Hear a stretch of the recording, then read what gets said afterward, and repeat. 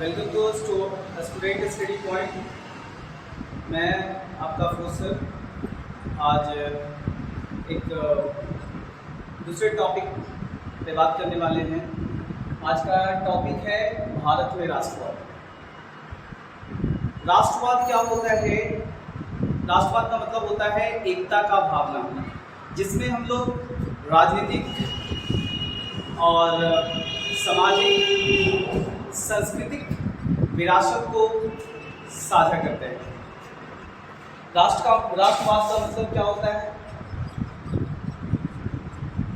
राष्ट्रवाद का मतलब होता है एकता की भावना। एकता की भावना। और एकता की भावना कैसे उत्पन्न होता है? किसी देश में अगर ये राष्ट्रवादी भावना उत्पन्न होता है तो मतलब क्या होता है? देश के प्रति प्रेम, देश के प्रति प्रेम, और जिसमें हम लोग क्या करते हैं? सामाजिक, आर्थिक,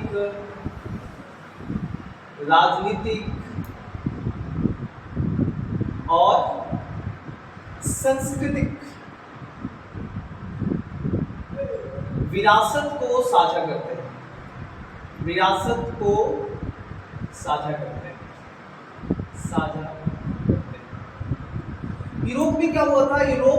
यूरोप में जो आपका राष्ट्रवाद भावना उत्पन्न हुआ था वो वहां के निरंकुश शासक के विरुद्ध हुआ था। मगर यहाँ जो है राष्ट्रवाद की जो भावना उत्पन्न हुई है वो हुई थी, वो क्या हुआ था कि अंग्रेजों के खिलाफ जो उसके खिलाफ जो है लड़ाई में राष्ट्रवाद का भावना उत्पन्न हुआ था। जो उसकी उपनिवेशवाद की जो नीति थी उसके विरुद्ध हमारे लोगों ने अंग्रेज के खिलाफ लड़ा, और उस समय क्या हुआ कि राष्ट्रवाद का भावना। तो बात अगर किया जाए कि राष्ट्रवाद को पढ़ने से पहले कुछ देख लिया जाए। जैसे क्या हुआ, आप लोगों को पता होगा कि सबसे पहले पुर्तगाली आए। पुर्तगाली कब आए? 1498 में। उसके बाद डच आया। ये सारी यूरोपियन कंपनी थी जो ईस्ट के साथ व्यापार करना चाहती थी, क्योंकि यहाँ बहुत कहा जाता है ना कि भारत जो था वो सोने का चिड़िया था। यहाँ मसाले होते थे और जो यूरोप में ले जाकर बेचा जाता था, जिससे लगभग क्या होता था, जब ये आए थे वास्को डी गामा, तो जब यहाँ से ले गए थे मसाला, तो बताया जाता है कि इसको लगभग व्यापार से 100 गुना। यूरोप में मर्केंटाइलिज्म भी था जो अट्रैक्ट कर रहा था पूर्व की ओर, क्योंकि वहाँ एक दूसरे देशों में व्यापार नहीं करने जा रहा था। तो ये भी एक कारण है। तो सबसे पहले पुर्तगाली आए, उसके बाद डच आया, उसके बाद अंग्रेज आए। और जो ये जो है ना एक शक्तिशाली शक्ति स्थापित करने में, शक्तिशाली बना और शक्ति स्थापित करने में ये सक्षम हुए भारत में। और उसके बाद और भी आए, डैनिश आए, फ्रांसीसी आए। तो इसी के बारे में हम लोग देखेंगे। तो इसमें 1498 की बात है ना। कोचीन के, है ना, केरला के कोचीन ना जो पोस्ट है वहाँ पर ये आया। अगर बात किया जाए ये आया अंग्रेज, तो ये आया तो 1613 में। ये जो है अपना सबसे पहला फैक्ट्री जो है वो सूरत में लगाया ऐसे। और फिर उसके बाद क्या हुआ कि उस समय अंग्रेज के देश के समय क्या हुआ कि साम्राज्य जो है ये औरंगजेब के टाइम में सारे जो हैं वो उसका जितना भी राज्य था वो जो उसके अधीन थे वो अलग अलग होने लगे। जैसे हैदराबाद अलग हो गया, कलकत्ता अलग हो गया। तो कलकत्ता में ये है जो इसकी बात अगर किया जाए कि ये राजनीतिक शक्ति कब स्थापित हुआ इसका, तो एक आप लोग जान लीजिए कि 1757 में एक युद्ध होता है, उसको बोलते हैं प्लासी का युद्ध। प्लासी का युद्ध जो है वो किसके किसके बीच होता है, तो अंग्रेज रहते हैं, ठीक है, और कौन रहता है, बंगाल का नवाब रहता है सिराजुद्दौला।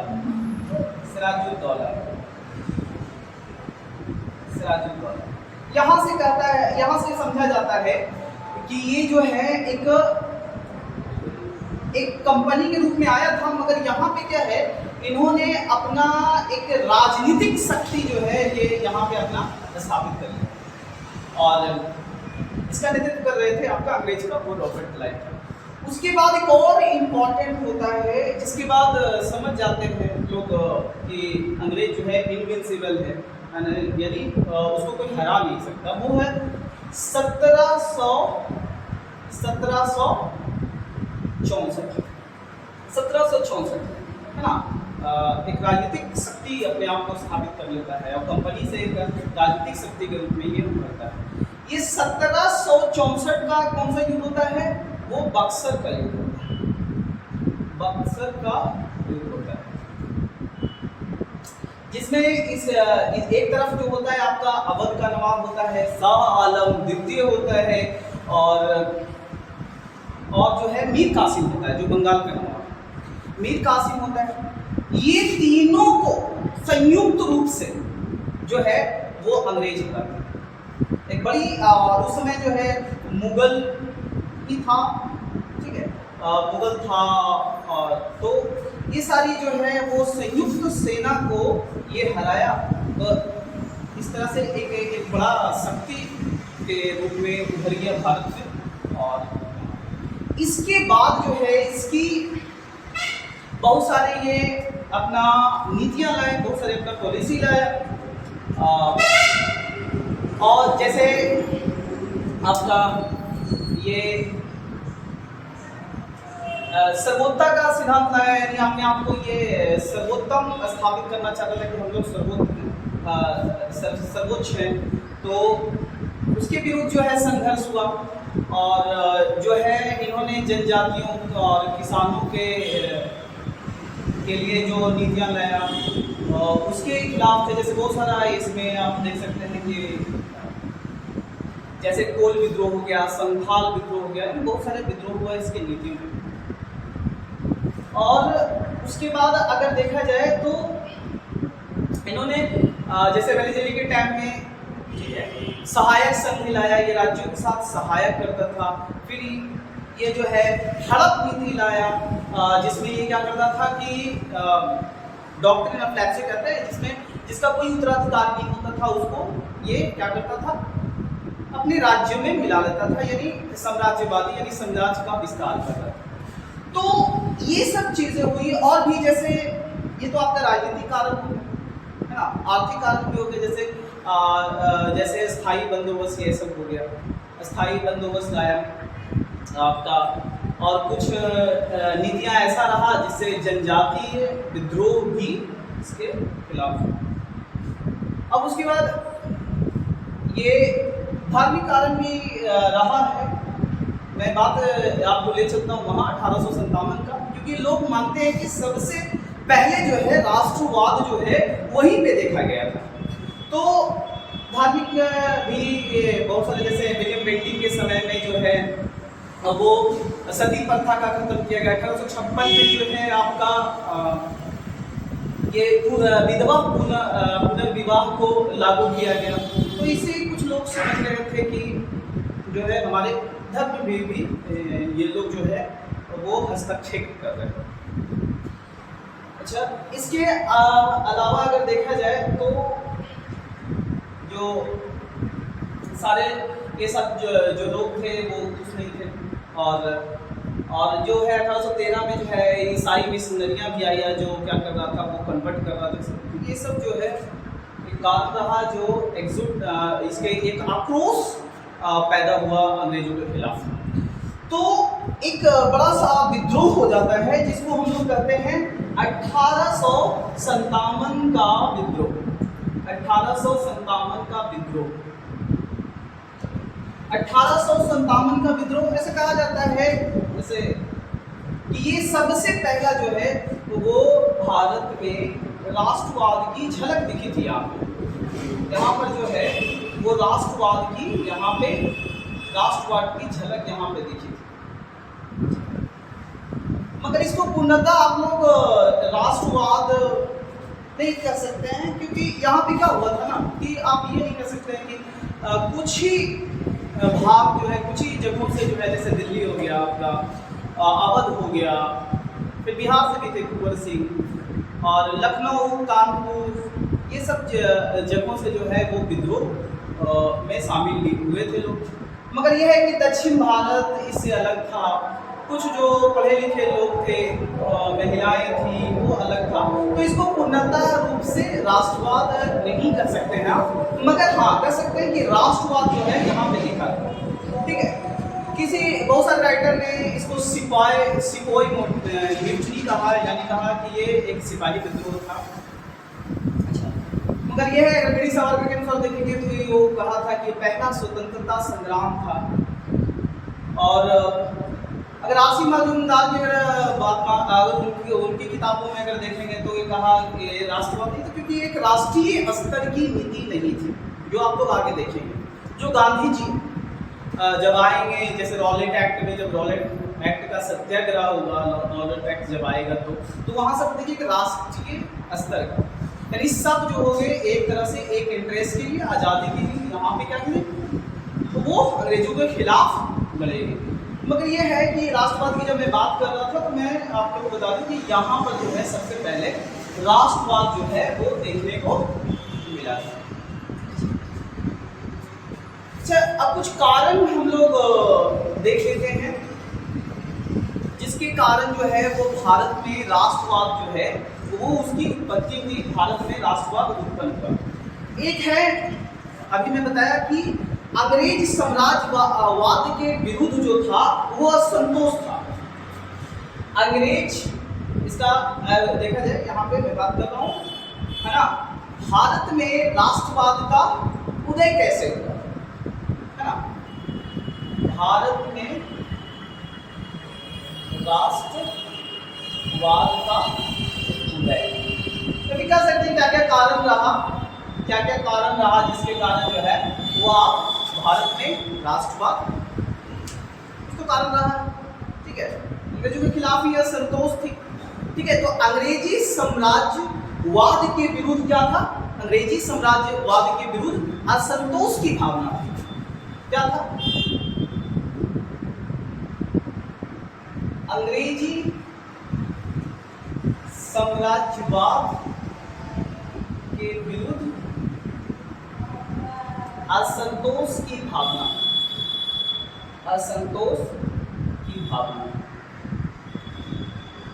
कोई भी जो था वो अंग्रेजों से खुश नहीं था। चाहे सबका शोषण हो रहा था, चाहे वो देसी राजा हो, रजवाड़ हो, किसान हो, जमींदार हो, सभी जो थे इससे असंतोष था। कोई भी जो था वो अंग्रेजों से। और यहाँ पर क्या था कि जो व्यक्तिगत जो स्वतंत्रता होती है, जो व्यक्तिगत जो आज़ादी होती है, जैसे अभिव्यक्ति की आज़ादी हो गया, ये सब का जो है वो पूरी तरीके से पाबंद था, क्षुब्ध था। तो ये पहला कारण हो गया।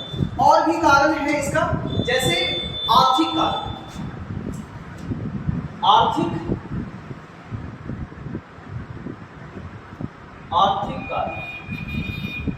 आर्थिक कारण भी था। जैसे इसकी नीतियां जो थी, यहाँ पर क्या था, इनकी नीतियों के वजह से क्या हुआ कि यहाँ पर कुटीर उद्योग जो था, कुटीर उद्योग वो बिल्कुल क्या हो गया था, कुटीर उद्योग नष्ट हो गया था। ठीक है, यहाँ से कच्चे माल ले जाया करते थे। 1882 में सरकार ने एक नीति लाई थी जिसमें वो ये बता दिया था कि मुक्त व्यापार कर सकते हैं भारत से। तो जो ब्रिटेन से जो आते थे माल, जो वहाँ से जो बन करके आता था, उस पर कोई कर वगैरह नहीं लगता था। हालांकि भारतीयों से अगर यहाँ से बाहर जाते थे तो कर लगता, तो वो मशीन से वहाँ बन करके आता था, यहाँ कुटीर उद्योग में बन जाते थे, जो वहाँ यहाँ की वस्तु थी उससे कम्पीट नहीं करता था। तो इससे क्या होता था कि बहुत ये महंगे भी होते थे, तो लोग इसको खरीद नहीं पाते थे। तो इस तरह से यहाँ पर देखा जाए कि कुटीर उद्योग का बिल्कुल नष्ट हो गया था। 1882 में एक नीति लाया था, जिसमें क्या किया था कि यहाँ पे ये मुक्त व्यापार कर सकते थे। मुक्त व्यापार यानी मुक्त व्यापार करने का मतलब क्या कि जो वस्तुएं आती थी उस पर कोई कर नहीं लगता था। अच्छा, यहाँ क्या हो रहा था, यहाँ धन का निष्कासन भी हो रहा था, धन का निष्कासन भी हो रहा था। ठीक है, और ड्रेनिंग ऑफ वेल्थ को जो है वो दादा भाई नौरोजी है ना, जो सबसे पहले जो है प्रति व्यक्ति आय का आकलन किया था, उन्होंने अपने बुक में इस बात कही थी कि भारत से किस तरह से जो है यहाँ से धन का निष्कासन हो रहा है। तो इसकी आर्थिक नीतियाँ भी जो थी वो अच्छी नहीं थी। इसकी वजह से भी जो है इसके खिलाफ जो है वो लोग लड़ाई करते हैं, इसका विरोध करते हैं। इसके अलावा जो है आता है इसके बाद जो है अंग्रेजी शिक्षा का प्रसार हुआ। अंग्रेजी शिक्षा का प्रसार, अंग्रेजी शिक्षा का प्रसार से कैसे ये राष्ट्रवाद का भारत में उदय हुआ। तो जब लोग अंग्रेजी पढ़ने लगे तो वो जो यूरोप में जो राष्ट्रवाद था उसको भी लोग पढ़े, वहाँ कैसे एकता समानता है ना और बंधुत्व की बातें हो रही थी, लोगों ने जाना। ठीक है, और वहाँ जो है प्रजातंत्र की बात हो रही थी, तो लोगों ने जब पढ़ा, जैसे बेजनी का हो गया, गैरीबाल्डी का हो गया, ये सब के लोग जीवनी पढ़े तो लोग उससे प्रभावित हुए, और वही जो है और उसी तरीके से यहाँ पर भी भारत में उन लोगों से सीखा और अंग्रेजों के खिलाफ जो है ये लड़ाई चली। इसके अलावा जो है यहाँ पर क्या हो रहा था कि मध्यम वर्ग का भी उदय हो रहा था।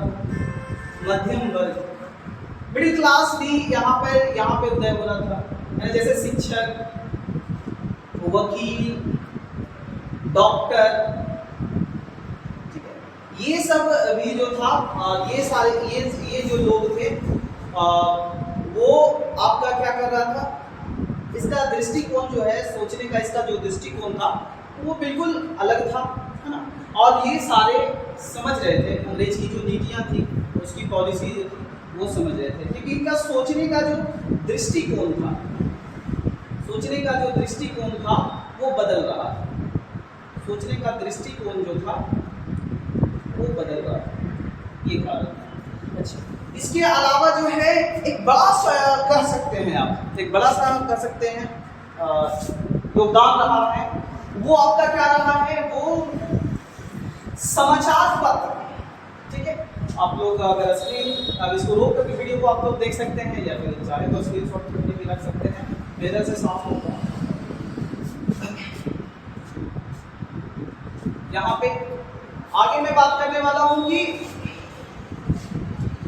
समाचार और साहित्य, इसका भी एक जो पत्रिका था, जो समाचार जो छपते थे और जो पत्रिका था, उसका भी बड़ा योगदान रहा है भारत में राष्ट्रवाद के उदय का। समाचार पत्र और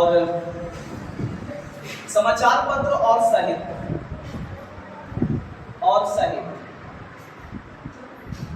समाचार पत्र और साहित्य का भी एक बड़ा योगदान रहा है राष्ट्रवाद। जैसे समाचार पत्र में कुछ देख लो तो बहुत क्रांतिकारी जो छपता था वो आपका देखिए मराठा है, केसरी है। ठीक है, मराठा केसरी किसका था? बाल गंगाधर तिलक।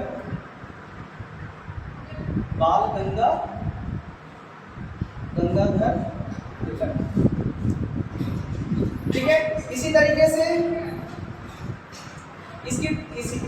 से जो है तो आपका पेपर हो गया संवाद कौमुदी, संवाद कौमुदी। इसी तरीके से आपका आजाद, ठीक है। बहुत सारे जो ये सारे जो पेपर थे वो क्या कर रहा था, वो लोगों को बता रहा था, है ना। इसमें ये जो है मराठा केसरी देखिए, ये जो है इसमें जो है सारी क्रांतिकारी बातें लिखी हुई रहती थी और लोग जब इसको पढ़ते थे तो उसके जो है देश प्रेम जो है जागता था और वो क्या करते थे कि मतलब अंग्रेज के खिलाफ जो है वो एकजुट होते थे। तो ये सारे बात कुछ साहित्यकार भी थे, जैसे आपका रविंद्रनाथ टैगोर, ठीक है।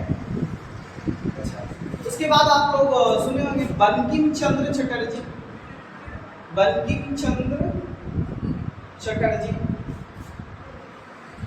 चंद्र चटर्जी जो है यही लिखे हैं आपका वंदे मातरम, जो आपका राष्ट्रीय गीत है, वंदे मातरम, है ना। इनका बुक का नाम क्या था, आनंद मठ। इसमें किसकी बात किया गया था, तो इसमें बात किया गया था ये सन्यासी विद्रोह का, विद्रोह की इसमें बात करें। अच्छा, इसके अलावा जो है तो वो आपका नील दर्पण जैसे आते थे, नील दर्पण जिसमें यह है, इसमें बात किया जाता था नील विद्रोह का, तो ये सारी चीजें जो है वो लिखी जाती है।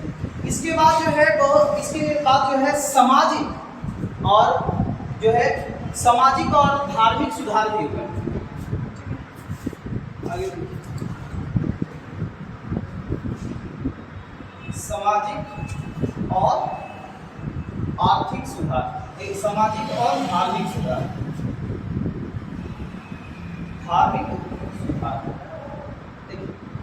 बिना ये सामाजिक और आर्थिक सुधार के जो है वो अंग्रेजों के खिलाफ एकजुट होना और उसके खिलाफ लड़ना, ये जो है मुमकिन नहीं था।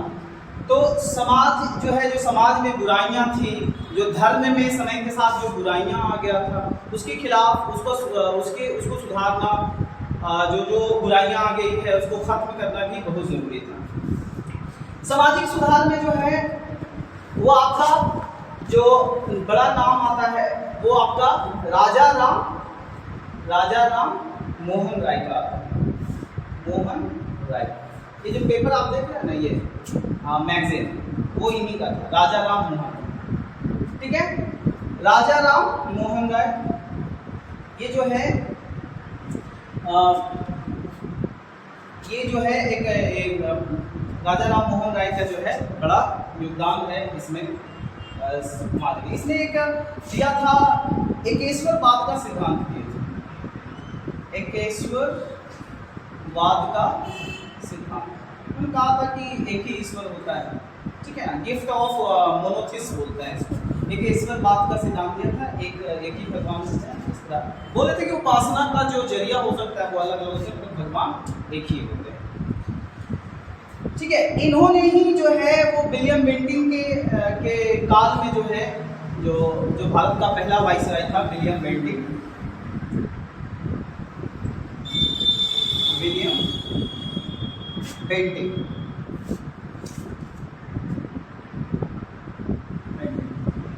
काल में ये जो है वो जो सती प्रथा है, सती प्रथा आप लोग मालूम होगा, सती प्रथा क्या है, ठीक है।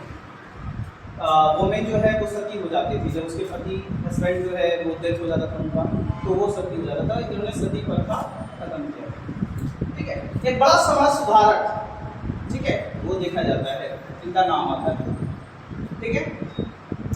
इसके अलावा जो है ये आपका एक और व्यक्ति का नाम आता है समाज सुधारक के रूप में, वो आपका जो है वो ईश्वर चंद्र विद्यासागर, ईश्वर चंद्र विद्यासागर।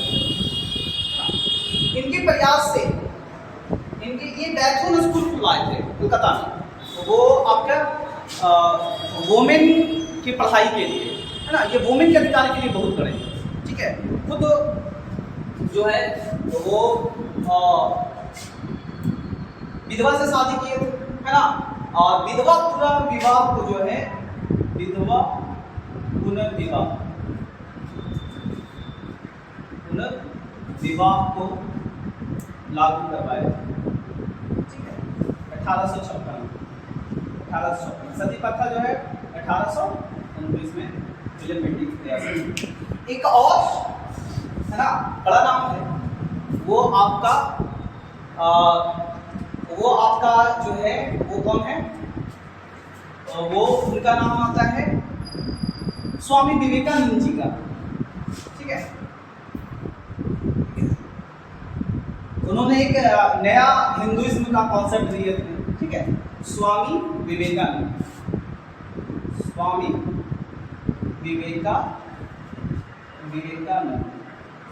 इन्होंने क्या किया था, इन्होंने रामकृष्ण मिशन,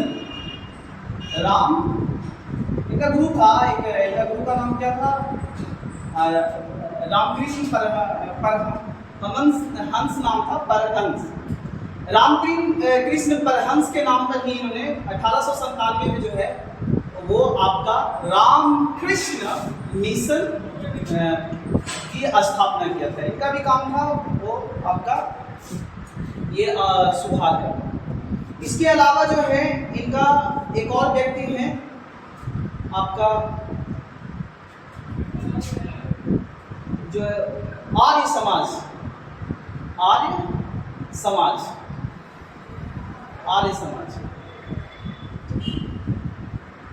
समाज का भी योगदान रहा है, ठीक है ना।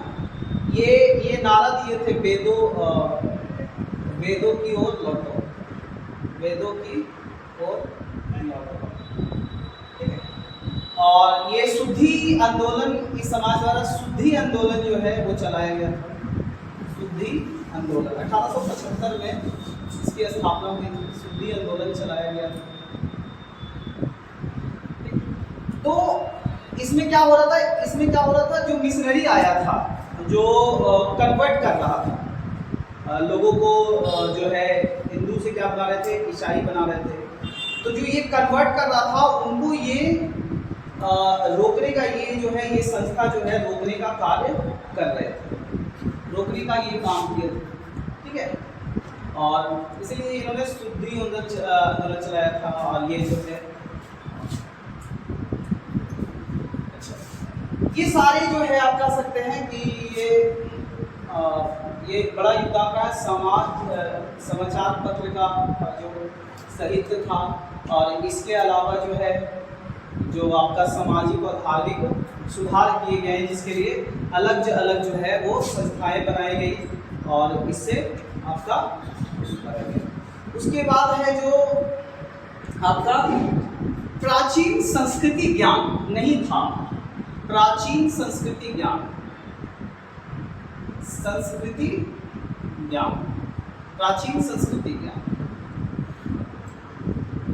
1784 में विलियम जोन्स द्वारा क्या बनाया गया, एशियाटिक सोसाइटी ऑफ बंगाल,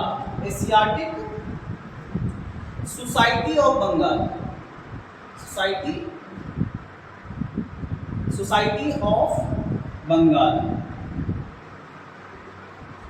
इसमें क्या था, ये संस्था का काम क्या था, इसका संस्था का काम जो था, जो हमारे पुराने वेद वगैरह था, ठीक है, जैसे गीता हो गया, रामायण हो गया, और भी जो कालिदास की जो रचनाएं थी, अभिज्ञान शाकुंतलम, वो सब चीज़ों का जो है इसका, और भी जैसे जो हमारे साहित्य थे, जो हमारे प्राचीन जो विरासत थी, है ना, जो उसको क्या किया गया कि जब ट्रांसलेट किया गया तो पता चला, जो अंग्रेज कह रहे थे ना कि हम आए तभी यहाँ जो है वो सभ्यता आई, ठीक है, हमारा कर्तव्य है कि सबको सभ्य करें, ठीक है। तो ये जो है ना, ये सारी चीज़ें जब पढ़े ना तो पता चला कि हमारे भी जो है ना महान, हमारे जैसे अशोक जैसे महान थे, चंद्रगुप्त जैसे, तो लोगों को पता चला कि हमारी भी सभ्यता जो है बहुत ही गौरवमयी है। ठीक है, हम लोग जो है भी जो है ऐसा नहीं है कि मतलब वो कह रहे हैं कि हम लोग सभ्य नहीं है और हम कुछ मतलब आधुनिकता जो है हमें नहीं आ सकता। तो ये सारी चीज़ें पढ़ने के बाद जो है जो अंग्रेजों द्वारा जो बताया जा रहा था, है ना, अपने आप को सर्वोच्च, वो जो है इसमें धर्म जो है वो टूटता है। एशियाटिक सोसाइटी ऑफ बंगाल आपको बताएं किसने बनाया था? विलियम जोन्स द्वारा ये। अच्छा, एक और कारण था, वो था प्रजातीय विभेद।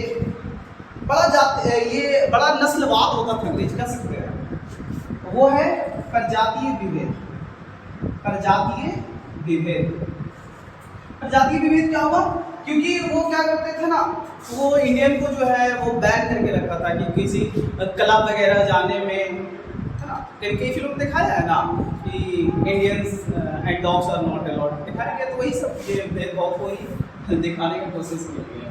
तो यहाँ पे क्या है कि वो बहुत नस्ल मतलब भेदभाव करते थे। प्रजातीय जो है विभेद होता था, गोरा काला वाला कॉन्सेप्ट था। वो लोग जब ट्रेन में चलते थे तो फर्स्ट क्लास में जाते थे, जहाँ इंडियन का जो है वो अलाउ नहीं होता। ठीक है, तो यहाँ पर जो है ये भी एक कारण रहा सरकार के जो है विरोध जो है एकीकृत करने में। अच्छा, उसके अलावा जो है वो आपका भारत का राजनीतिक एकीकरण भी हुआ। जैसे यहाँ पर आप देख सकते हैं कि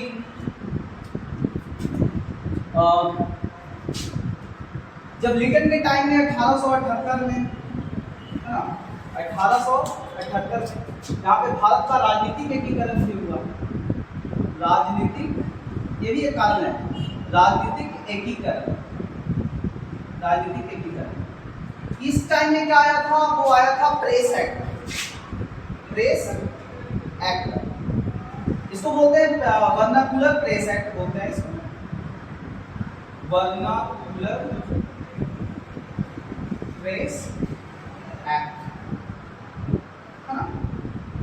इसमें क्या किया जाता था? इसमें पत्रकारों के साथ भेदभाव, है ना, राष्ट्रवाद की भावना ना उत्पन्न हो इसलिए दबाव प्राप्त हो, है ना।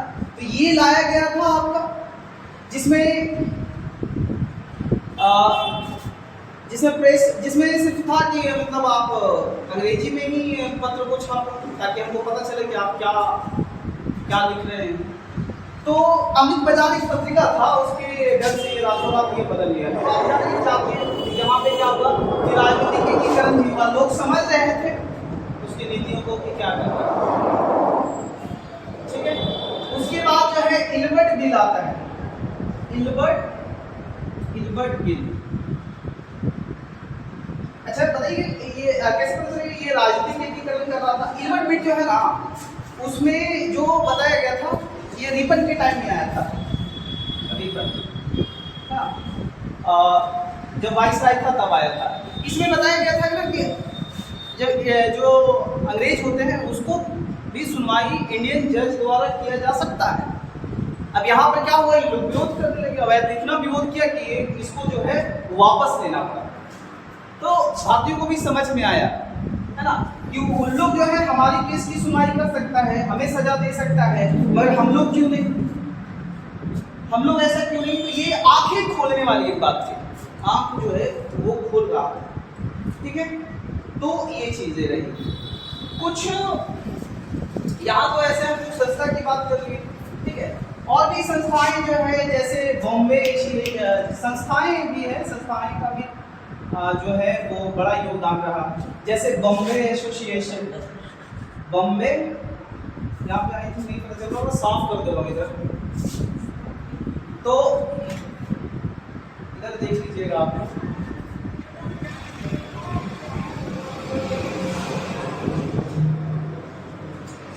बॉम्बे एसोसिएशन,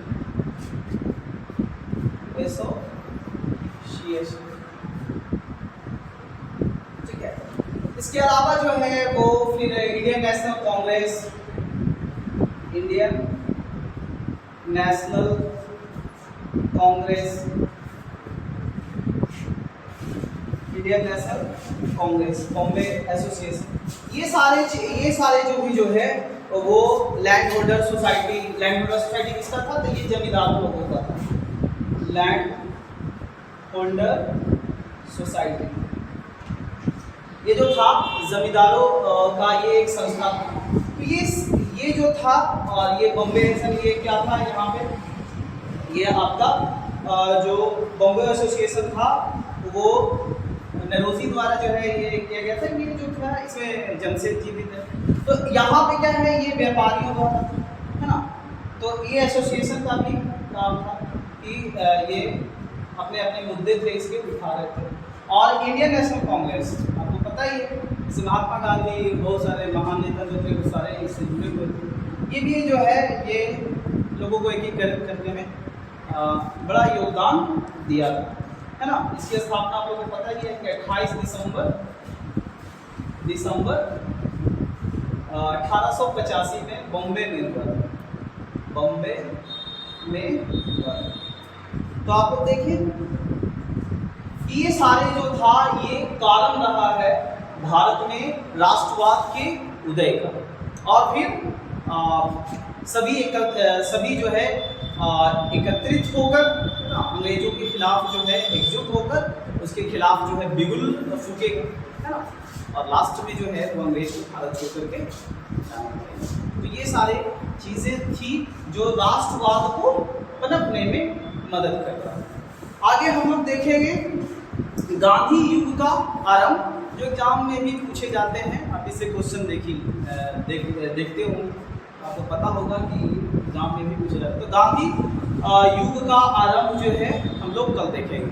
आज के लिए बस इतना ही। अगर वीडियो पसंद आए तो लाइक करिएगा और चैनल को सब्सक्राइब करिएगा ताकि हमें मोटिवेशन मिले और इसी तरीके से हम आप लोग को पढ़ाते रहें। Thank you.